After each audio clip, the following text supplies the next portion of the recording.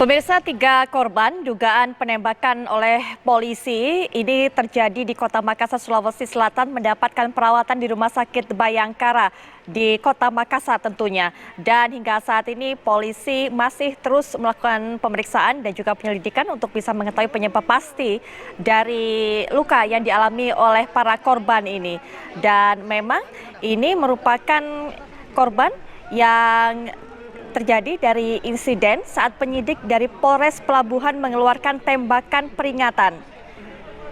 Dan pada kejadian ini pihak kepolisian, yaitu salah satu penyidik ini kemudian mengeluarkan tembakan peringatan ke udara guna melepaskan diri dari amukan massa. Dan kemudian di saat yang sama ketiga korban ini yaitu Anjas, Iqbal, dan Amar terkena tembakan.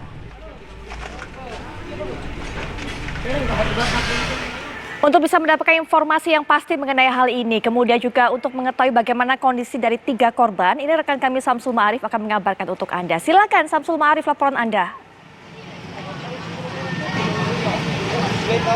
Ya, Putri dan pemirsa, pasca insiden dugaan penembakan yang terjadi di wilayah Polsek Ujung Tanah, Makassar, Sulawesi Selatan ini, kondisi terkini di Mapolsek Ujung Tanah masih dijaga aparat kepolisian.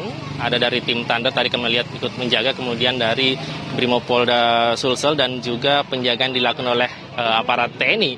Karena memang tadi sekitar pukul 15.30 waktu Indonesia Tengah ada sekitar ratusan kerabat korban mendatangi Mapolsek Ujung Tanah. Mereka minta pertanggungjawaban dari aparat kepolisian yang menyebabkan kerabat mereka atas nama Anjas yang dikabarkan meninggal dunia setelah terkena peluru dari aparat kepolisian. Namun hingga saat ini pemeriksaan terhadap jenazah korban, dalam hal ini otopsi, masih terus dilakukan untuk mengetahui seperti apa alur peluru masuk ke kepala korban. Apakah ini merupakan tembakan langsung ataukah rikoset atau peluru pantulan yang mengenai kepala korban dan menyebabkan korban meninggal dunia.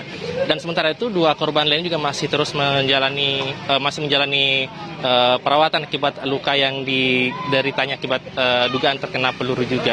Dan hingga saat ini memang kami masih dari tadi kami tiba di sini dan memang penjagaan di tempat ini sangat ketat karena ada desas-desus bahwa ada kerabat-kerabat korban yang akan datang lagi, namun tentunya itu sudah diantisipasi oleh aparat kepolisian dengan melakukan penjagaan yang ketat di tempat ini. Sementara itu aparat kepolisian dari Polda Sulawesi Selatan dalam hal ini Pak Mofid Propam maksudnya sudah melakukan pemeriksaan terhadap 6 anggota kepolisian yang diduga terlibat atau diduga berada dalam kejadian ketika Anjas terkena peluru. Karena memang dari rekaman CCTV yang kami sempat lihat juga bahwa memang di situ terlihat ada kerumunan, ada aktivitas berlarian seperti itu, dan kemudian ada warga yang tiba-tiba terkapar dengan luka yang diduga berada di daerah